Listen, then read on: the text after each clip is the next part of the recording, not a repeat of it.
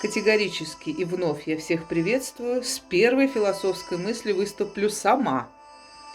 Ведь как мы просто устроены. Одно сердечко, доброе слово в комментариях, и уже хочется снова творить. Ну ладно, не самая высокая мысль, но февраль.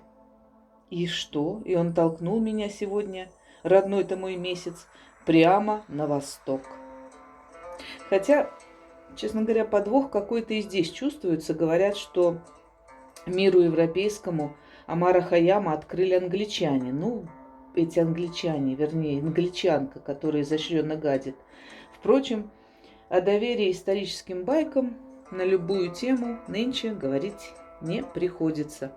Столько полуправды хлынуло наружу, что только очень ленивый не усомнится в тех заскорузлых истинах, которые до сих пор льются потоком из официальных средств массового зомбирования. Поэтому не знаю я, а был ли мальчик, то есть был ли сам вот Омар Хайям в том виде, в котором нам о нем рассказывают литероведы, или это образ собирательный, каким, например, нынче многие и Шекспира теперь относят. Но в данном случае вот для меня это не имеет никакого значения, ведь я, когда сейчас буду читать какие-то маленькие рубаи, да, то есть четверостишие эти самые, вот, я ведь тоже выбираю, следуя своему вкусу, а значит, чем-то объединяю образ автора. Вообще я для себя давно решила, что авторы, ну, как бы вообще все абсолютно авторы, да, сильно зависят от читателя. А тут при переводах еще зависимость, конечно, от переводчиков. Поэтому вот последние годы от фраз типа «автор», «литератор», «художник», «поэт», «скульптор» хотел сказать своим произведением то-то, то-то, меня прямо аж, честно говоря, подтрясывает чуть-чуть. Это очень смешно. Потому что авторы, а тем более современные, мне иногда кажется, сами совершенно не знают подчас, что же они хотели сказать своим творчеством.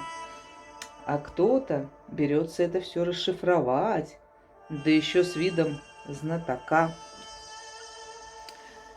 Так, а собственно, что-то меня опять поболтать понесло. А я вообще хотела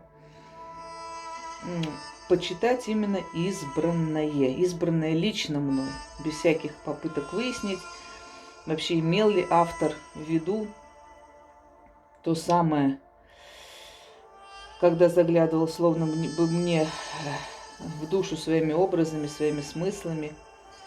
И еще интересно, иногда разделяющее время, а ведь нас разделяет с Омаром Хайяма, как нам говорят, длинный отрезок времени.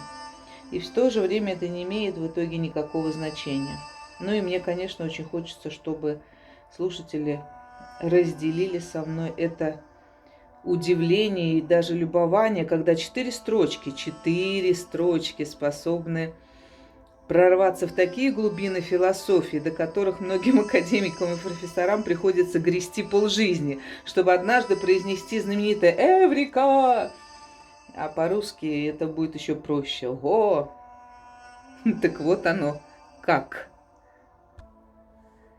Я усердно буду читать медленно, но потому что действительно, вот как вот в четыре строчки все же это надо вложить, поместить, чтобы смысл долетел до каждого.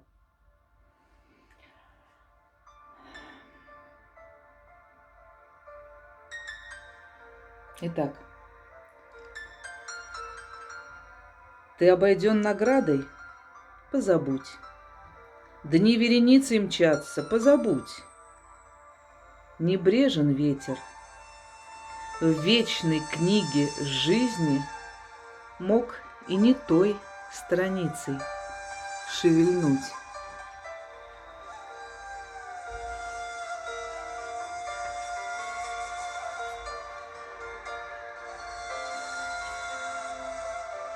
В венце из звезд велик Творец земли. Не истощить, не перечесть вдали лучистых тайн за пазухой у неба и темных сил в карманах у земли.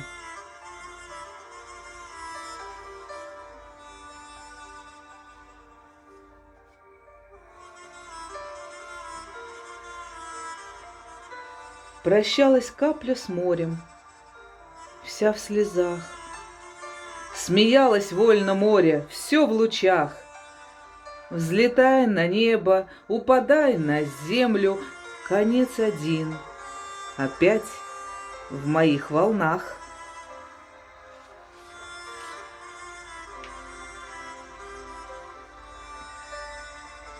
Вот это не очень каждому подойдет, будьте внимательны, но между тем, как это славно. Вообрази себя столпом наук, старайся вбить, чтоб зацепиться крюк в провалы двух пучин, вчера и завтра. А лучше пей, не трать пустых потуг. Влек и меня ученых ореол, я с молоду их слушал, споры вел, сидел у них. Но той же самой дверью я выходил, которой и вошел.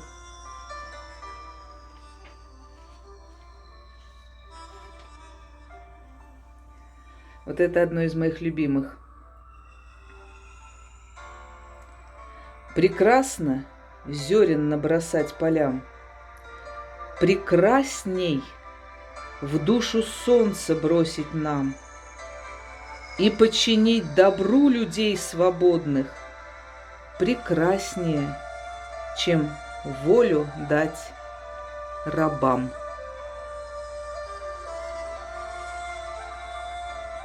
Закрой Коран, свободно оглянись и думай сам. Добром всегда делись, зла никогда не помни, а чтоб сердцем возвыситься, к упавшему нагнись.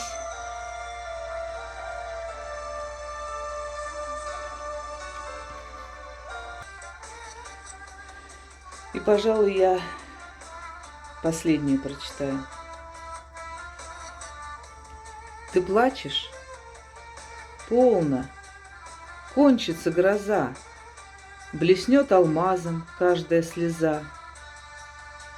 Пусть ночь потушит мир и солнце мира. Как?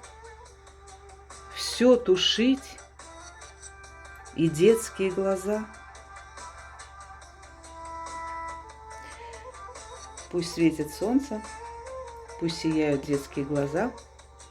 Всем мира и добра.